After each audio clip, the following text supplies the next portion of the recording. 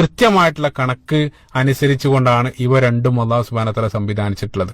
ഈ ഒരു പദത്തിന്റെ ആഴത്ര നിങ്ങൾ ചിന്തിച്ചു നോക്കുക. അപ്പൊ നമുക്കറിയാം നമ്മുടെ ഭൂമിയിൽ സമയത്തിന്റെ മാനദണ്ഡം ഈ രണ്ട് ഗ്രഹങ്ങളുടെ അല്ലെങ്കിൽ ഇവയുടെ കണക്കനുസരിച്ചിട്ടുള്ള സഞ്ചാരമാണ് നമ്മുടെ ഭൂമിയിലുള്ള സമയത്തിന്റെ ആധാരം. ഇപ്പൊ ഭൂമി വേഗത്തിൽ തിരിയുന്നുണ്ടെന്ന് ഞാൻ നേരത്തെ പറഞ്ഞു. സെക്കൻഡിൽ 1600 കിലോമീറ്റർ വേഗതയിലാണ് ഭൂമി തിരിഞ്ഞുകൊണ്ടിരിക്കുന്നത്.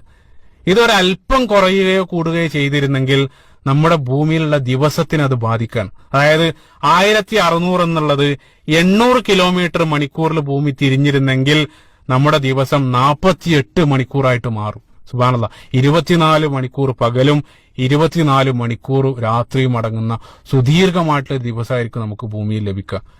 ഇനി അതെങ്ങാനും ഇരട്ടിയായാൽ, അതായത് 1600 എന്നുള്ളത് 3200 ആയിരുന്നെങ്കിൽ നേരെ തിരിച്ച് ഭൂമിയുടെ ദിവസം അത് വെറും 12 മണിക്കൂറായിട്ട് മാറും. 6 മണിക്കൂർ രാത്രിയും 6 മണിക്കൂർ പകലും. സുബ്ഹാനല്ലാഹ്, നിങ്ങൾ ചിന്തിക്കുക. അപ്പൊ കൃത്യമായിട്ടൊരു വേഗത, അത് കണക്കനുസരിച്ച് ആ വേഗത നിലനിർത്തുന്നത് കൊണ്ടാണ് 24 മണിക്കൂറുള്ള ഈ ഒരു മനോഹരമായിട്ടുള്ള ദിവസം നമുക്ക് ലഭിക്കുന്നത്. അപ്പൊ ഭൂമി ഒരു തവണ കറങ്ങി തീരുന്ന സന്ദർഭത്തിലാണ് നമുക്കൊരു ദിവസം ലഭിക്കുന്നത്. അപ്പൊ ഈ ഒരു വേഗത, സുബ്ഹാനല്ലാഹ്, നിങ്ങൾ ചിന്തിച്ചു നോക്കുക.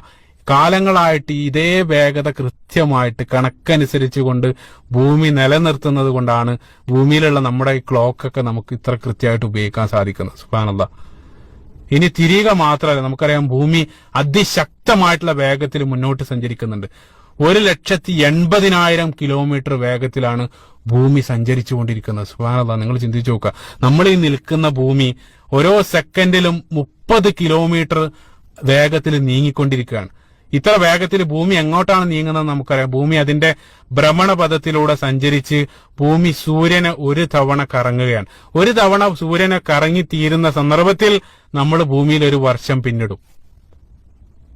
സുബ്ഹാനല്ലാഹ്. അതായത് അത്ഭുതം എന്താന്ന് വെച്ചാൽ ഭൂമി ലക്ഷ്യമാക്കി പോകുന്ന ഈ സൂര്യനും അതും നിശ്ചലമല്ല. സൂര്യനും അതിശക്തമായിട്ടുള്ള വേഗതയിൽ സഞ്ചരിക്കുന്നുണ്ട്. പരിശുദ്ധ ഖുർആൻ കൃത്യമായിട്ട് പറഞ്ഞു, വശംസു തജ്രീ ലിമുസ്തഖറിൻ ലഹാ, സൂറത്ത് യാസീൻ. സൂര്യൻ അതിന്റെ സൂര്യൻ അത് കൃത്യമായിട്ടുള്ള ഭ്രമണപഥത്തിലൂടെ സഞ്ചരിച്ചുകൊണ്ടിരിക്കുന്നെന്ന് പരിശുദ്ധ ഖുർആൻ പറയുന്നുണ്ട്. സൂര്യന്റെ സഞ്ചാര വേഗത അത്ഭുതമാണ്. കാരണം 7,92,000 കിലോമീറ്റർ പെർ ഹവർ, അതായത് 7 ലക്ഷം കിലോമീറ്റർ പെർ ഹവർ ആണ് സൂര്യന്റെ സഞ്ചാര വേഗത.